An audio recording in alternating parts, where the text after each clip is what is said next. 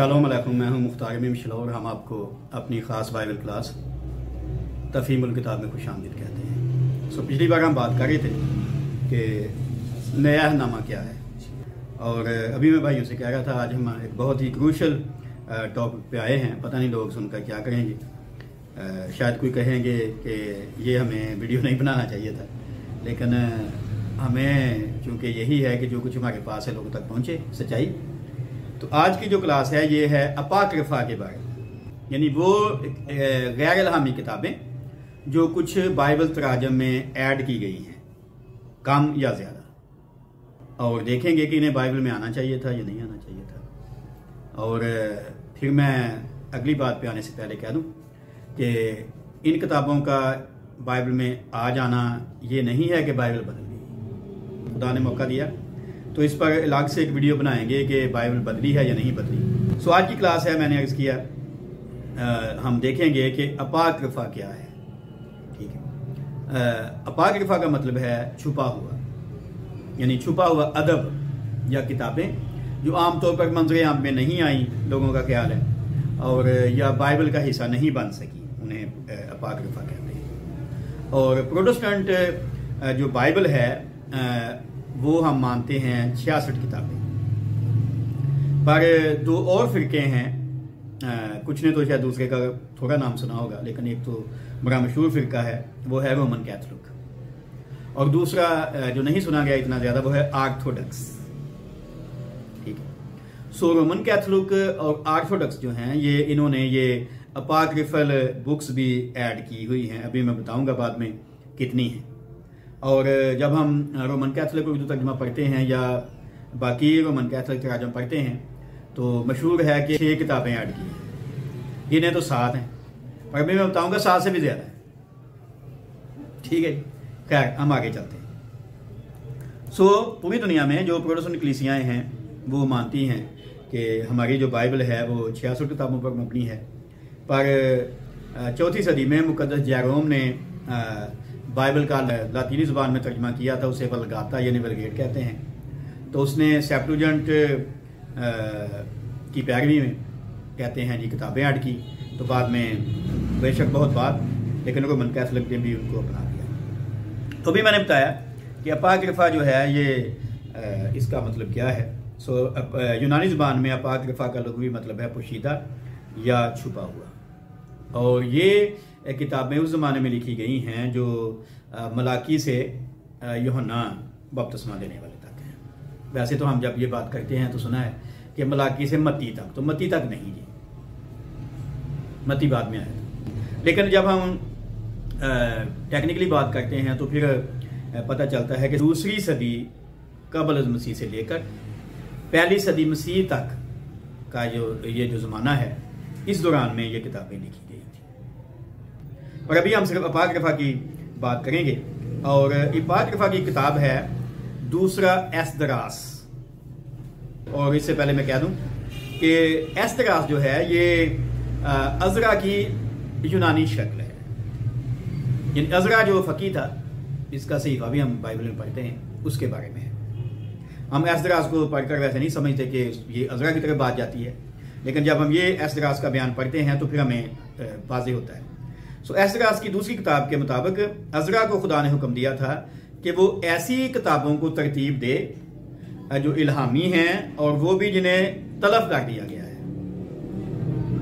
ठीक है, यानी जो नापैद हैं या नहीं मंजर आम पे उनको भी जमा करे, और जो इल्हामी हैं उनको भी जमा करे, या आप कह रहे हैं कि बाइबल की फहरिस्त मुसलमान भी बनाए और बाकी चीज़ों को भी देखे।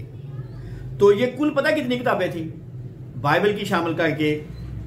94 है ना, गाली 94।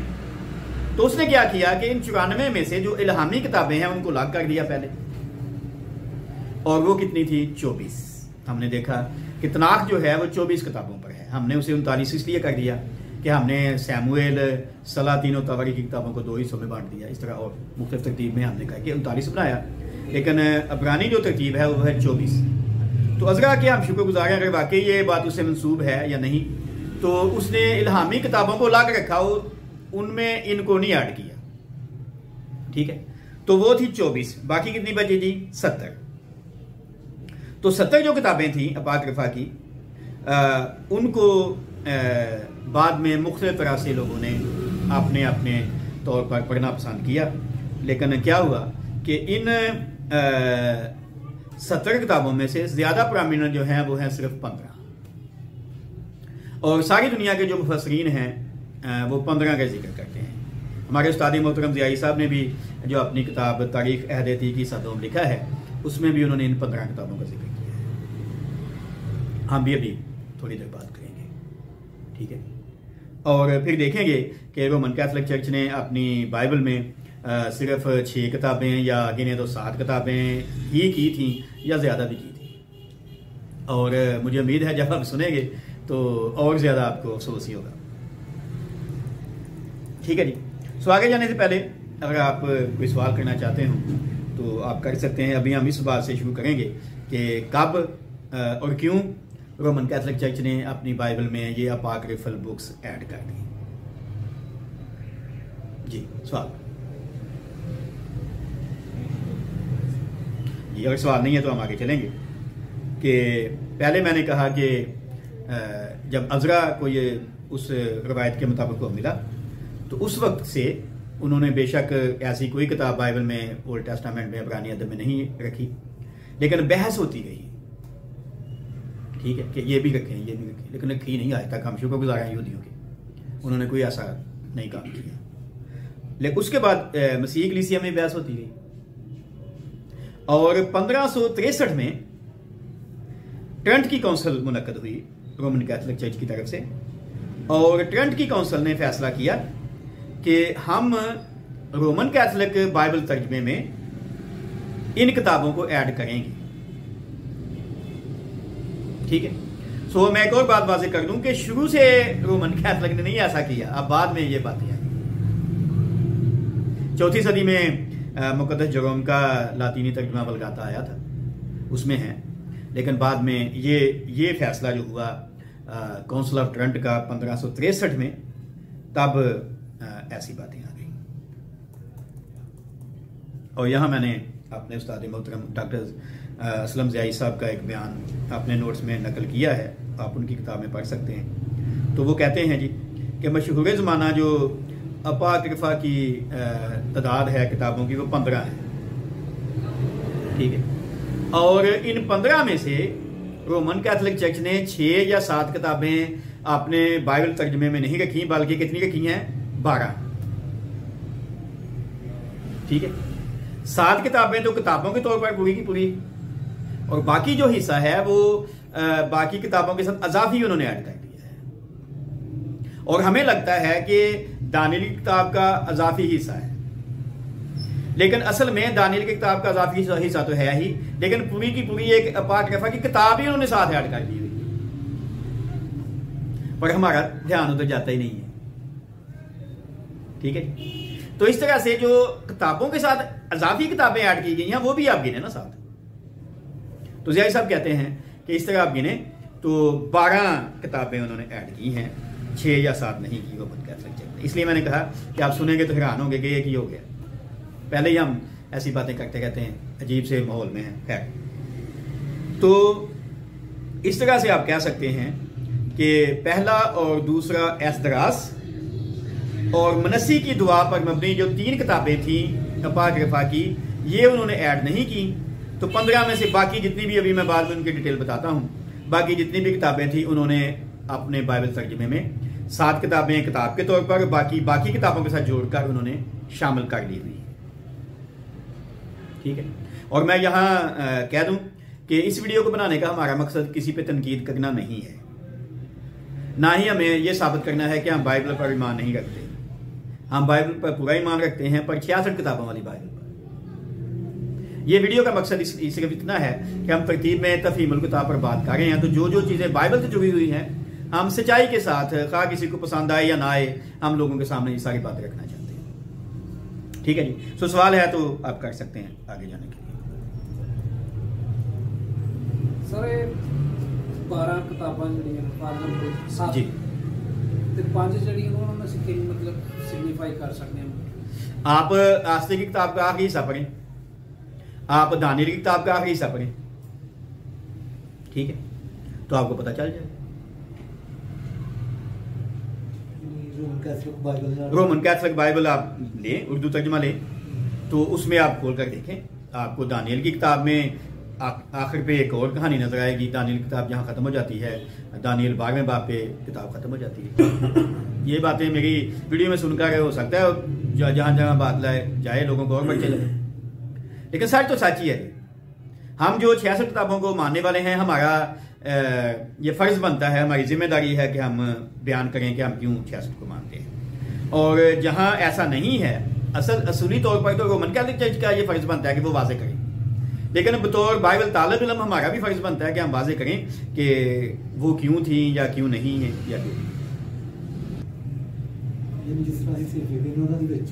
सहीफों के साथ यानी अगला चैप्टर आ गया, हाँ जी, 12 के बाद 13, 14 आगे और चैप्टर आ गया। तो बज़ाहिर है एक जिल्द में हम देखते हैं तो लगता है बाइबल का ही सही है, लेकिन बाइबल का हिस्सा तो नहीं है। इसलिए मैं लोगों से कहता रहता हूँ, कई लोग हमें अजीब सी बातें भी बताते हैं कि भाई है ना, आप अफगानी सीखें, अफगानी बाइबल पढ़ें, आपको पता चले। मसीही होना या मसीही बन के रहना इतना आसान काम थोड़ी है, हम तो वैसे उर्दू तर्जुमा भी नहीं पढ़ते। खैर, तो आइए मैं आपको फहरिस्त बताता हूँ इन 15 अपाक्रिफल बुक्स की कि कौन कौन सी थी, और इसमें थोड़ा थोड़ा मैं उनका तारीफ भी दूंगा ताकि हमें पता चले कि क्या है। तो पहली किताब जो है वो है पहला एस्दरास। इस गैर इल्हामी किताब में दूसरे तवारीख के 35 और 36 बाब, अज़रा और नेहमिया की किताबों के मज़ामीन यानी बनी यहूदा की सल्तनत के ज़वाल, बाबल की 70 साल गुलामी और ज़ुरबाबल की क़यादत में यहूदी असीरों के बाबल से यरूशलेम लौटने का अहवाल दर्ज है। और अज़रा और नेहमिया की किताबों में जो कहानियां या मज़ामीन पाए जाते हैं, उनकी तरह की ये बातें उन्होंने भी अपनी तरफ से लिख दी। ठीक है, इल्हाम नहीं है लेकिन नकल करके आप क्या। और बनी यहूदा की जो सल्तनत का ज़वाल था, बाबल की 70 साल गुलामी थी और वापसी थी, यरूशलेम में वापस आने का सारा वाकया जो हुआ इल्हामी किताबों में, उसको उसने अपने तौर पर लिखा हुआ है, अपने तौर पर। तो मैं तो कहता हूँ जब असली मौजूद है तो नकली की केड़ी लोग है, पर लोग नकली नहीं, तुम पता बहुत पसंद करते हैं। और दूसरी किताब है दूसरा एस्दरास, और कहते हैं किसी नामालूम मुसन्नफ ने इस किताब को पहली सदी मसीही के दौरान अरामी जुबान में लिखा था। और पहला एस्दरास जिसका भी मैंने जिक्र किया तारीखी है, जबकि दूसरा एस्दरास जो है ये मुकाशफाती है। इसका मरकजी मजमून है कि रास्तबाज क्यों दुख उठाते हैं। और ये जो कहानी है या इस किताब की जो बातें हैं, ये अयूब की किताब से मिलती जुलती है, यानी नकल ही बनाई है जी सारे बने अल्हाम के बारे में। और ये शतानदा काम हो सकता है, खुदा नहीं करता या खुदा लोग तो नहीं करते। जब असली बाइबल मौजूद है तो नकली की क्या जरूरत। और बाइबल के रोमन कैथोलिक तर्जमे में इन दोनों किताबों को शामिल नहीं किया गया। तीसरी किताब है तूबिया, तोबत भी कहते हैं। यह किताब अरामी, यूनानी और सुरयानी जुबान में मौजूद है, जो तीसरी से पहली सदी कब्ल मसीह के दरमियानी अरसे में लिखी गई। इस किताब के 4 बाब में एक लोक कहानी लिखी हुई है, और इस किताब का मकसद ये जाहिर करना है कि ईमानदारों पर मुसीबतें जरूर आती हैं, लेकिन खुदा उन्हें कभी अकेला नहीं छोड़ता। चौथी किताब है यहूदियत या यूदत। इस किताब के 16 बाब हैं, और ये तकरीबन 100 साल या 1 सदी कब्ल मसीह के दौरान अबरानी जुबान में लिखी गई, मगर अब यूनानी जुबान में इसकी 4 नकलें मौजूद हैं। इस किताब में यहूदियत नामी एक वतन परस्त यहूदी बेवा की दास्तान जुरत बयान की गई है, जिसने दुश्मनों को चालाकी से अपने हुस्न के जाल में फंसा कर मगलूब किया और अपने मुल्क को बचा लिया था। और 5वीं किताब है आस्ते की किताब का अजाफी हिस्सा। ठीक है, और आस्ते की किताब के यूनानी तर्जुमा यानी सेप्टुअजिंट में 6 मुख्तलिफ जगहों में अजाफी बयान दर्ज किए गए हैं। यानी जो अल्हामी किताब है आस्ते की, उसमें 6 जगह पर दूसरे किताब बयान ऐड किए गए हैं। और आस्ते की किताब के आखिरी 7 बाब यानी 7 बाब और आगे, आखिरी 7 बाब उस सारगुज़श्त की वजाहत करते हैं। वैसे तो आप आस्ते की किताब पढ़ें तो उसमें खुदा का नाम लिखा हुआ नहीं मिलेगा आपको। ठीक है, अलोहीम, अदोनाए, यहोवा, कोई खुदा का नाम नहीं आता। लेकिन ये जो अजाफी बाब हैं इसमें खुदा का नाम भी उन्होंने लिख दिया। ये कहाँ से कहाँ तक? ये 7 बाब हैं जी टोटल, यानी आस्ते की किताब जहाँ खत्म होगी उसके बाद ये 7 बाब शुरू हो जाएंगे। टोटल चैप्टर के बाद ये सेपरेट अज़ाफ़ी हिस्सा लिखा होगा? नहीं लिखा, अज़ाफ़ी नहीं लिखा, ये तो मुसीबत है, साथ ही है, समझ ही नहीं आती कि साथ है या अलग है। तो बाइबल पढ़ने वालों को समझ आएगी, आम को तो नहीं लगेगी। आम वैसे मसीहियों को भी नहीं लगेगी जो नहीं बाइबल पढ़ने वाले। और छठी जो किताब है पाक रफ़ा की वो है हिकमत, सुलेमान की हिकमत। और बहुत से मैंने फादरों को सुना जो इस हिकमत की किताब को सामने रखकर बात करते हैं। इस किताब का फर्जी नाम है सुलेमान की हिकमत। ये किताब असफार हिकमत में अदब की एक बेहतरीन मिसाल है। 100 कबल मसीह के दौरान या 100 कबल मसीह के करीब सिकंदरिया के किसी यहूदी ने इस किताब को यूनानी ज़बान में लिखा था, और इस किताब में मौत के बाद रास्तबाजों की अगली जिंदगी का बयान किया गया है। 7वीं किताब है यशवा बिन सिराख। ये भी काफी मशहूर किताब है और काफी बड़ी भी। इस किताब के 51 बाब हैं और अयूब, अमसाल और वाज की किताब से मिलते जुलते बयानात हैं इस किताब में। और पाक रफ़ा की ये वाहिद किताब है जिसके मुसन्निफ का नाम पता है।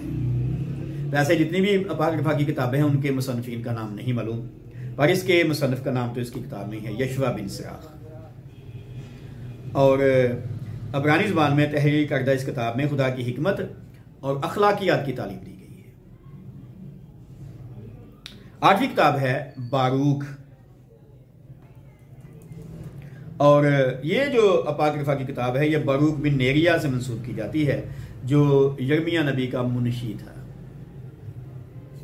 ठीक है। और इस किताब में इसराइल और बाबल में मुकीम यहूदियों का करारे गुनाह पाया जाता था। वैसे तो यर्मिया जो कुछ उसको कहता था वो लिख लेता था, लेकिन इस किताब के मुताबिक ये कि उसने अपने तौर पर भी अलग से कोई किताब लिखी थी। इस किताब में बनी इसराइल को खुदा की शरीयत के तालब होने और बुत परस्ती से बचने की तलकीन की गई है। अलावा इस किताब में गुलामों को तसल्ली दी गई है कि वो जरूर यरूशलेम को वापस आएंगे। 9वीं किताब है यर्मिया का खत। तो ये खत यहूदा के अजीम नबी यर्मिया से मंसूब किया गया है, क्योंकि यर्मिया नबी ने एक खत बाबल में मुकीम यहूदी असीरों के नाम लिखा था जो यर्मिया 29वें बाब में है। इसीलिए किसी ने ख्याल किया कि उसने इसी तरह का एक और खत भी लिखा होगा, और कहा जाता है कि यह मुख्तसर किताब फर्जी तौर पर यर्मिया के नाम से मंसूब की जाती है और 3री सदी से 1ली सदी कबल मसीह के दरमियानी अरसे में लिखी गई थी। इस खत में बाबल के यहूदी असीरों को बुत परस्ती के बुतलान से आगाह किया गया है। 10वीं जो किताब है वो है 3 मुकद्दस फर्जंदों का गीत। और दानी की किताब में हम पढ़ते हैं कि सदरक, मिसक और अब्दुन्नजूब को आग की भट्टी में डाला गया था। वहां हम नहीं पढ़ते कि उन्होंने कोई गीत भी गाया था, ठीक है, लेकिन ये किताब बताती है कि उन्होंने गीत भी गाया था। तो दानियल की किताब का जो 3रा बाब है और उसकी 23वीं आयत, 23वीं आयत के बाद ये गीत उन्होंने साथ ऐड कर दिया हुआ है ताकि लगे कि ये भी इल्हाम ही है। आप पढ़े तो आपको नहीं पता चलेगा कि ये अलग से तो नहीं समझेंगे, उसी का हिस्सा है। लेकिन अगर आप प्रोटेस्टेंट बाइबल पढ़ें या अब्रानी मतन पढ़ें तो फिर आपको पता चलेगा कि दानियल 3 बाब की 23 आयत के बाद का जो अगला मफहूम है, जहां तक ये की जाएगा, तो ये इल्हाम नहीं है। और इस गीत के पहले हिस्से में लिखा है कि अजरिया यानी अब्दुन्नजूब शुलों के दरमियान दुआ करता है, जिसके बायस इस हिस्से को अजरिया की दुआ यानी अब्दुन्नजूब की दुआ भी कहा जाता है। बाकी हिस्से में जब खुदा के फरिश्ते की मदद से उन तीनों यहूदी जवानों को भट्टी की आग से बचा लिया गया तो उन्होंने उस वक्त खुदा की तमजीद और सताइश की, जिसके सबब से इस हिस्से को 3 जवानों का गीत भी कहा जाता है। सो एक बात यह है कि एक शख्स ने दुआ की है तीनों में से, और बाकी अगली बात है कि बाकियों ने गीत भी गाया था। पर बाइबल में असली मतन में इल्हाम के मुताबिक तो ये कुछ भी ऐसा नहीं था। उन्होंने चैलेंज जरूर किया था नबूकदनेस्सर को कि देख, हमारा खुदा जिसकी हम इबादत करते हैं हमें आग की जलती भट्टी से भी बचाने की कुदरत रखता है, और अगर ना भी बचाए तो कोई टेंशन नहीं, ठीक। तो हाँ, खुदा ने बंदोबस्त किया उनके बचाव का, पर गीत गाने की कोई बात नहीं आती, ना दुआ करने की बात आती। पर यह किताब कहती है कि उन्होंने दुआ भी की थी, गीत भी गाया था। 11वीं किताब है तज़किरा-ए-सोसन, ठीक है। दानियल की किताब के इख्तिताम के बाद अज़ाफ़ी 13वें बाब में ये कहानी शुरू हो जाती है। ये कहानी साथ जोड़कर जाहिर किया गया है कि ये भी दानियल की किताब का हिस्सा था, ठीक है। लेकिन कभी भी दानियल की असली किताब जो 12 बाब हैं टोटल, उनमें ये कहानी शामिल नहीं थी। और अज़ाफ़ी 13वें बाब से शुरू होने वाली इस कहानी के मुताबिक दानियल नबी ने सोसन नामी औरत को इल्ज़ाम से बचाने के लिए सुराग रसां का किरदार अदा किया था। दानियल खोजी बन गया था, सुराग रसां बन गया था इस औरत को बचाने के लिए, लेकिन बाइबल ऐसा कुछ नहीं करती।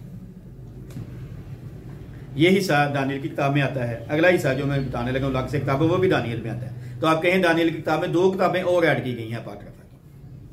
12वां है तज़किरा बाल और अजदहा। ये किताब भी इससे आगे शुरू हो जाती है। ये किस्सा दानियल की किताब के अगले इजाफी हिस्से यानी 14वें बाब में लिखा हुआ है। 13वें बाब में सोसन का जिक्र है, 14वें में इसका जिक्र है। इस किस्से में बुनियादी तौर पर 2 बातिल माबूदों बैल या बाल और अजदहा का जिक्र किया गया है। इस मुख्तसर वाक़े का मकसद बुतों और देवताओं के झूठ और बुतलान को साबित करना और मुश्किल हालात में जिंदा खुदा की परस्तश पर कायम रहने की हौसला अफजाई की जाती है। वैसे दानियल की किताब भी काफ़ी है जी, ये नाम ही होती तामी काफ़ी इसी के बहुत कुछ बचना चाहिए। 13वीं किताब है मनस्सी की दुआ, और ये भी रोमन कैथोलिक तर्जुमे में नहीं है। 15 में से मैंने कहा 3 नहीं है, 2 किताबें पहला और दूसरा इस्तरास मैंने कहा, और ये मनस्सी की दुआ भी उन्होंने नहीं, बाकी 12 किताबें लिखी। मनस्सी की दुआ जो है ये सन 3 मसीह में लिखी गई, जिसकी वजह से इसे नए नामे के साथ रखा गया है। चूंकि ये बनी यहूदा के बादशाह मनस्सी की दुआ समझी जाती है, जिसका बयान दूसरा सलातीन उसका 21वां बाब उसकी पहली से 18वीं आयत और दूसरा तवारीख उसके 33वां बाब पहली से 20वीं आयत में किया गया है। लिहाजा इसे अपाक्रिफा की किताबों में शामिल कर दिया गया है। यह किताब ना तो लतीनी वल्गाता और यूनानी सेप्टुएजिंट का हिस्सा है और ना ही बाइबल के रोमन उर्दू कैथोलिक तर्जुमे में शामिल है। ताहम इसे अपाक्रिफा की किताबों में ज़मीमे के तौर पर जगह दे दी गई है। 14वीं किताब है बड़ी मशहूर तवारीखी तौर पर, और वो है पहला मकाबी। मकाबियों की किताबों पर काफ़ी बहस की जाती है, क्योंकि बाज़ उलमा इकराम इनकी तादाद 4 बताते हैं, जबकि कुछ 2 कहते हैं। ताहम इन किताबों का पहला और दूसरा हिस्सा ज़्यादा अहम समझा जाता है जो मौजूद है आमतौर पर। इस हिस्से में यहूदा मकाबी के ख़ानदान की चौथे सलोकसी हुक्मरान की हिकमत अमली के खिलाफ नबर्द आजमाई का जिक्र है। या आप ऐसा कहें कि इस किताब में यहूदियों की शाम का जो मुल्क था उसके खिलाफ जो कार्रवाई है उसका बयान है। शाम का ये बादशाह यहूदियों को यूनानियत की तरफ माइल करना चाहता था। उसने यहूदियों पर बहुत से मज़ालिम ढाए, हैकल पर कब्जा करके उसे शरई एतबार से नापाक कर दिया और यहूदी रसूमात अदा करने वालों को इबरतनाक सजाएं दी। यहूदा मकाबी ने सलोकसी गलबे को तोड़कर हैकल को वापस ले लिया और उसकी तकदीस की और बनी इसराइल के कौमी और मजहबी तशख्खुस को बहाल कर दिया। तो यहूदा मकाबी की जो जिदोजहद थी उसका इसमें जिक्र है, और सलोकसी हुक्मरान अंताकस चहारम खास तौर पर और बाकी जो हैं उनकी इसराइल के खिलाफ कार्रवाई का जिक्र है। पहला मकाबी। और आखिरी किताब है दूसरा मकाबी 15वें नंबर पे, और कहा जाता है कि 125 कबल मसीह के लगभग किसी फरीसी ने सिकंदरिया में यह किताब यूनानी जुबान में लिखी थी। दूसरा मकाबी यानी पहला मकाबी और सिचुएशन में है, ये और सिचुएशन। मगर ऐसा लगता है कि ये किसी दूसरी तहरीर से माखूज है, अखज की गई है, नकल है, चरबा है, आप ऐसा कह लें। यह किताब 15 बाब पर मुश्तमिल है। बुनियादी तौर पर मकाबियों की दोनों किताबें अंताकस के खिलाफ जंग का बयान करती हैं।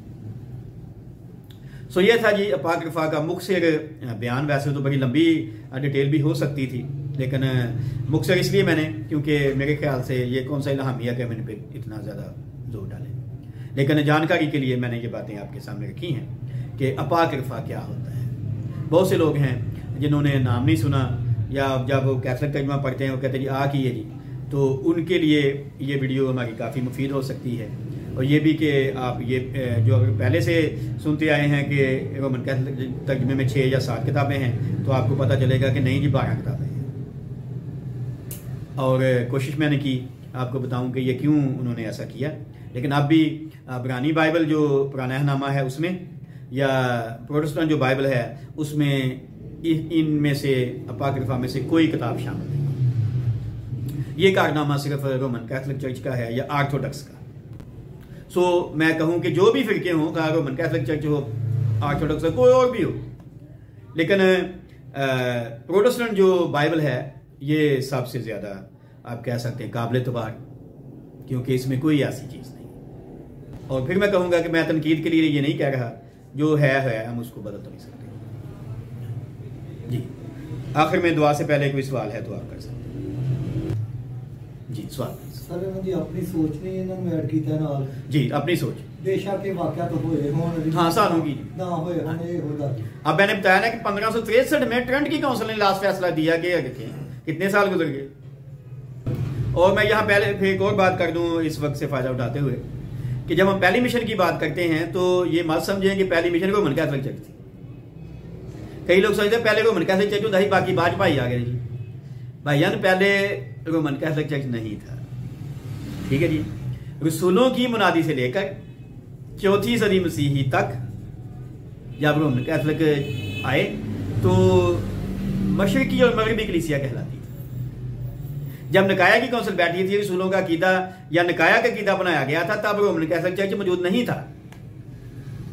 ये किसी को कन्फ्यूजन हो तो ठीक कर दे अपनी तारीख में कि रोमन कैथोलिक चर्च पहला चर्च नहीं है, बल्कि पहला चर्च दुनिया में तो हमारा चर्च था, पंजाबी कलीसिया जो तोमा रसूल ने बनाई थी, ठीक है।